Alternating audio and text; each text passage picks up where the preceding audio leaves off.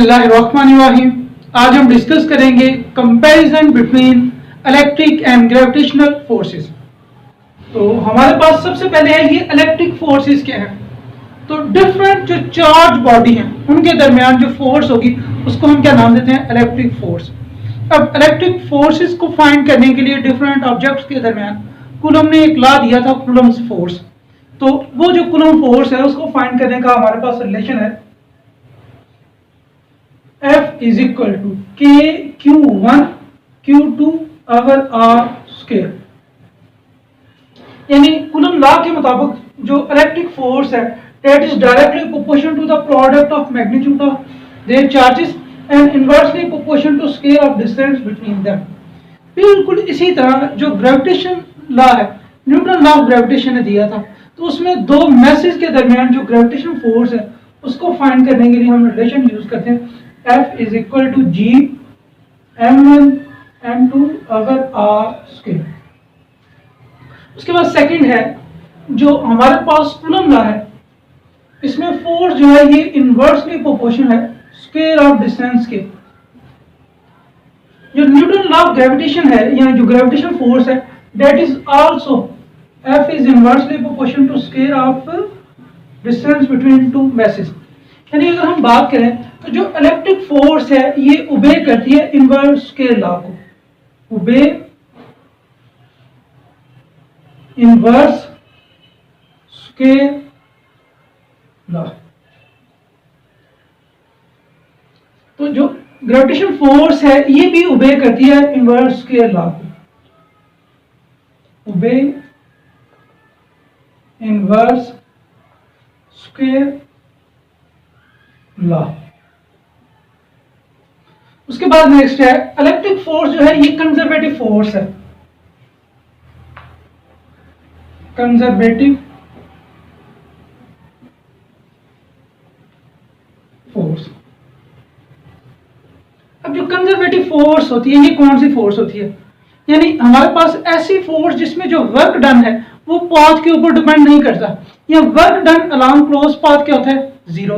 तो electric force में जो वर्क है अलोंग क्लोज पाथ वो जीरो है और पाथ के ऊपर डिपेंड नहीं करता।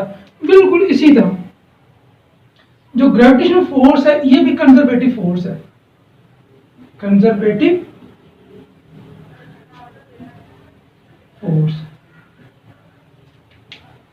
उसके बाद नेक्स्ट है यहाँ पे जो के है इसको हम नाम देते हैं कूलम्स कांस्टेंट, और जो के होता है that is equal to 1/4 pi epsilon naught, और इसकी वैल्यू है 9 × 10⁻⁹ यूनिट आ जाएगा न्यूटन मीटर स्क्वायर पर कूलम स्क्वायर। नेक्स्ट बिल्कुल इसी तरह यहाँ जी जो है इसको ग्रेविटेशन कांस्टेंट, और जी हमारे पास होता है G is equal to 6.67 × 10⁻⁻11 newton metre square. Message है तो पर केजी स्क्वायर। अब यहाँ पे अगर हम देखें तो जो के की वैल्यू है ये बहुत लार्ज है, तो इसकी वैल्यू लार्ज होने की वजह से जो इलेक्ट्रिक फोर्स है ये हमारे पास क्या होती है, स्ट्रॉन्ग होती है।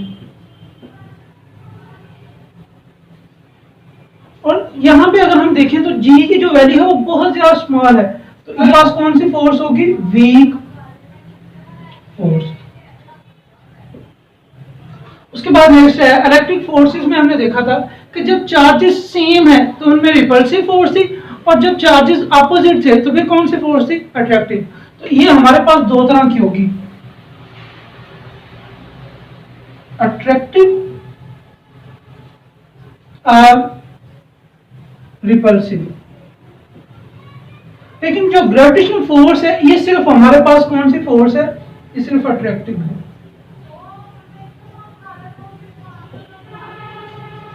उसके बाद नेक्स्ट है अगर हम दो चार्जेस के दरमियान किसी मीडियम को रख देते हैं जो फोर्स की वैल्यू है वो चेंज हो जाती है, यानी हमारे पास जो ग्रेविटेशनल फोर्स है ये मीडियम डिपेंडेंट है, मीडियम डिपेंडेंट।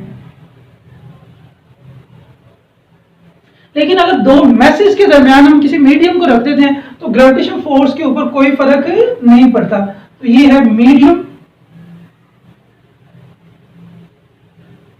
इंडिपेंडेंट। उसके बाद हमने देखा था कि अगर हम क्या करते हैं, हमारे पास जो field inside a hollow charge sphere वो जीरो था, यानी electric field can be shielded.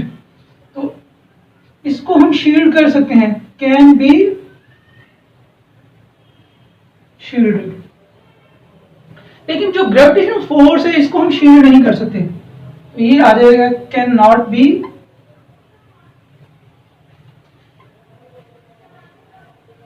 Shielded. तो ये था हमारे पास comparison between electric and gravitational force. अल्लाह हाफिज।